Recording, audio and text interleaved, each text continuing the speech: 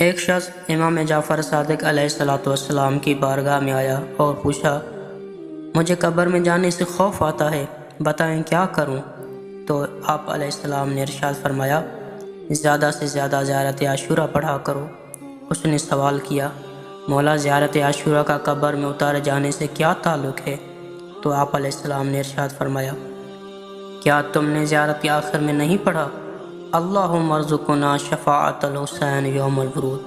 اے اللہ، قبر میں اتارے جانے کے وقت ہمیں امام حسین علیہ السلام کی شفاعت نصیب فرما۔ مرحوم شہید دستگیر رحمۃ اللہ علیہ اپنی کتاب حیرت انگیز داستانوں میں ایک حکایت نقل کرتا ہے کہ آج سے 100 سال پہلے کا واقعہ ہے کہ نجف اشرف کا ایک عالم دین حضرت عزرائیل علیہ السلام کو خواب میں دیکھتا ہے اور اسے سوال کرتا ہے، کہاں سے آ رہے ہو؟ تو موت کے فرشتے نے کہا، میں مرزا ابراہیم محلاتی کا روح قبض کر کے شیراز سے آ رہا ہوں۔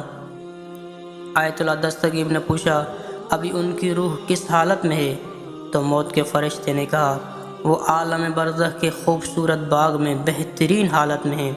اللہ تعالیٰ نے 1000 فرشتوں کو مرزا محلاتی کی خدمت کے لیے معمور کیا ہے۔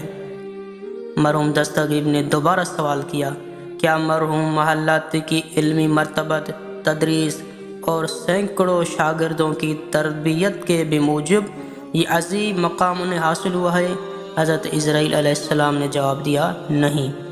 آیت اللہ مزید فرماتے ہیں کہ میں نے پوچھا، پھر ان کی مسلسل نماز جماعت کی ادائیگی اور فقہی احکام بیان کرنے کی وجہ سے انہیں یہ مقام عطا ہوا ہے؟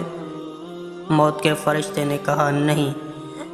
پھر میں نے مزید سوال کیا، پھر ان کو کیسے یہ عظیم مرتبہ ملا؟